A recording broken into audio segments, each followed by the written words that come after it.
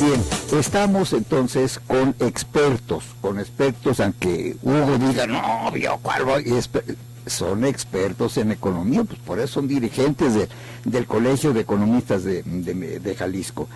Señores, el gobierno federal presentará posiblemente esta misma semana la propuesta de presupuesto de egresos 2016. Sobre ese criterio de presupuesto base cero, bueno, ¿qué significa primero en términos prácticos eso de base cero? ¿Cómo lo podemos entender?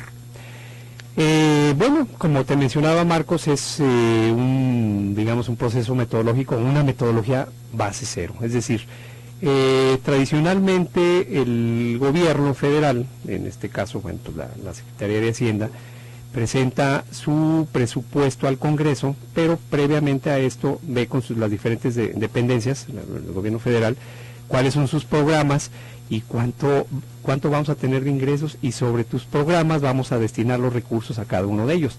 Y eso se hace de forma recurrente, haciendo ajustes en base a consultas de organizaciones, de sectores productivos, y entonces es repetitivo cada año. Finalmente, la posición de los académicos, del sector productivo, del sector empresarial, pues señalaban, ¿no? Ya hay una serie de recursos que se ejercen o no se llegan a ejercer al cierre del año.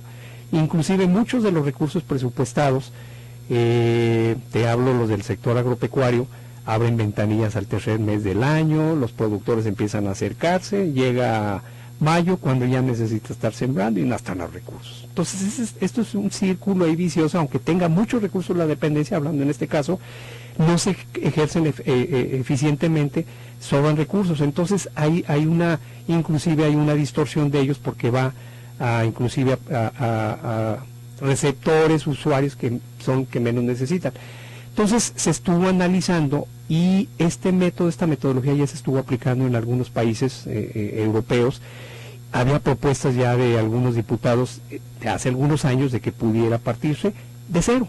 Esto es, como lo dice el nombre, es presupuesto base cero. Vamos a partir de cero, vamos a revisar los programas que tiene cada dependencia, y al hacer una revisión en esta primera etapa, te va a permitir a encontrar algunos programas que no están funcionando o que están duplicados, o que, por ejemplo, en el caso del sector agropecuario, Zagarpa tiene un programa, la antigua reforma agraria otro, economía, que van al mismo destino. Entonces tú los compactas, reduces gastos administrativos, y además es muy importante, porque ese es uno de los objetivos, el gasto corriente, y esa es la manera. O sea, esas son expectativas. Es el primer año, tenemos esperanzas de que esto nos pueda servir. Y déjame decirte, ahorita me llamó la atención tu comentario antes de irnos al corte, donde decías, oye, por ejemplo, el secretario de Hacienda está en una posición fija, cumpliendo los tiempos. Claro, yo creo que la señal que nos está dando, y veámoslo desde el punto de vista positivo, es que, bueno, van firmes con algo, ¿verdad? Pero también nosotros, el sector productivo, el académico, los profesionistas, también tenemos que estar firmes en nuestros posicionamientos con sustento, porque pues para eso es Estado y es comunidad, es sociedad, en donde tenemos que hacer planteamientos muy concretos, pero con bases y con análisis. Desde el punto de vista de Jalisco, Manuel Trujillo, hay una cuestión. Las participaciones federales para estados y municipios son vitales, son oxígeno puro. Definitivo. ¿Hasta qué punto el presupuesto 2016, con esos recortes descomunales que se están aplicando, 124,000 y algunas cifras para el 2016 hablan, alguna cifra hasta de 400,000 millones de pesos? ¿Cómo puede repercutir eso en el estado de Jalisco, Manuel? Bueno, realmente no debería de repercutir al estado, porque las participaciones federales son un cierto monto, un porcentaje de toda esa captación de impuestos que se tiene en el estado. O sea, hablando de impuesto sobre la renta por personas físicas, por las empresas, todos los recursos están etiquetados, y de alguna forma para cada estado hay la participación que le corresponde. El gobierno federal en su presupuesto macro, pues lógicamente lo que tiene que hacer, o lo que está haciendo, es siendo más eficiente o buscando mayor eficiencia en la realización de ese gasto. A nuestro estado, yo creo que Jalisco, por ser uno de los estados productivos en el país más importantes, pues lógicamente no le debe de afectar esa participación. Más bien aquí es la oportunidad que se tiene de que quienes están negociando en el estado con la federación, de poder participar en todos esos proyectos nuevos que tienen de infraestructura, porque lógicamente ahí es en donde el Estado se ha visto mermado, que estamos viendo últimamente que tenemos lógicamente la asignación de recursos para la línea del tren ligero, pero proyectos nuevos, es decir, nueva infraestructura en proyectos grandes, realmente no los tenemos. Ahí es la habilidad de lógicamente de nuestros negociadores con el gobierno federal, de que de las participaciones que vayamos a tener el próximo año y en los próximos, lógicamente, presupuestos, de que se nos dé una asignación adicional para los proyectos que tenemos de infraestructura que lógicamente, primeramente la zona metropolitana estamos deficientes porque es una realidad, y que también no olvidemos que tenemos un macrolibramiento que se nos ha venido atrasando en todo este proceso, que en determinado momento ha sido precisamente por falta de recursos. Con esta visión del presupuesto base cero, la visión que tenemos nosotros en el colegio, nosotros como economistas, es de que va a ser más eficiente la asignación de presupuesto. Y lógicamente, lo vuelvo a repetir, va a ser muy importante que quienes negocian por parte de nuestro Estado con la Federación, pues buscar la oportunidad de decir, estos proyectos son los que realmente requerimos para el Estado y tienen la viabilidad y en determinado momento son insostenibles, que definitivamente no pueden dejar de hacerse. Hugo, había un señor que sabía de esto mucho, se llamaba Arnulfo Villaseñor Saavedra, y él sostenía una tesis, dice, preocúpate primero por gastar bien lo que tienes, antes de estar viendo a ver si consigues más. En este caso, Jalisco, ¿está gastando bien lo que tiene? Pues no sé si bien, pero lo está gastando. Es decir, claro que hay digamos, actividades en el Estado que son evidentemente visibles, en cuanto, por ejemplo, déjame decirte, no tanto basado en presupuesto, pero sí en el comportamiento económico en el Estado, me llama mucho la atención la inversión extranjera que ha venido, inversión extranjera directa, que es un motor de la economía. Si tú, consideremos que va un sector exportador, genera un ciclo económico dinámico. Sí, el recurso presupuestal, pues ya como dice Manuel, está etiquetado, hay programas, hay el importante recurso para educación, que es fundamental, y en materia de fomento económico yo ahí lo veo reducido. En esa parte sí creo que falta dinamizar más esta parte. En el tema del campo, pues vienen bastantes recursos etiquetados, porque pues, no olvidemos que Jalisco es un estado que aporta el 12% del PIB agropecuario nacional. Jalisco es la cuarta economía del estado y destacado en la parte agroindustrial. En la parte industrial aporta, si mal no recuerdo, el 7% también del PIB, y en la parte comercial, Marcos. Entonces, sí, se ve con la infraestructura. Me da gusto que haya mucho movimiento de construcción, a pesar del sufrimiento que estamos teniendo el día a día, pero pues es necesario.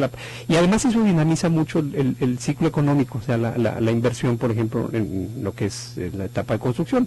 El modelo ahorita, lo que comentaba Manuel respecto a ese ejemplo del macroreglamento, te acordarás, Marcos, que pues, creo que esto hace 20 y tantos años se anunció y pasaba. Si tú sabes, dijo Francisco Ramírez Acuña que él lo terminaría, sí, y no lo inició. Sí, yo me acuerdo que en el 94 estaban casi anunciando ese proyecto, pero mira, más vale tarde que nunca, y se está atrasando, porque ve los problemas de accesos a Guadalajara acá por el sur, López Mateos, y en fin, pero híjole, este es el costo de una ciudad creciente, con esa atracción de yo te decía, de inversiones, pero también de gente, o sea, que está llegando de estos estados en el ambiente productivo, pero te está generando más necesidades. Entonces nos vamos rezagando en la parte de la infraestructura, que no es un tema, Pero, señores economistas, a los dos, Manuel y Hugo, yo les digo, lo que acaban de ustedes de describir de inversión, el macrolibramiento, la línea 3 del tren ligero, podríamos mencionar la autopista Guadalajara, o más bien autopistas que a, son a Puerto Vallarta, las grandes obras son de dinero federal,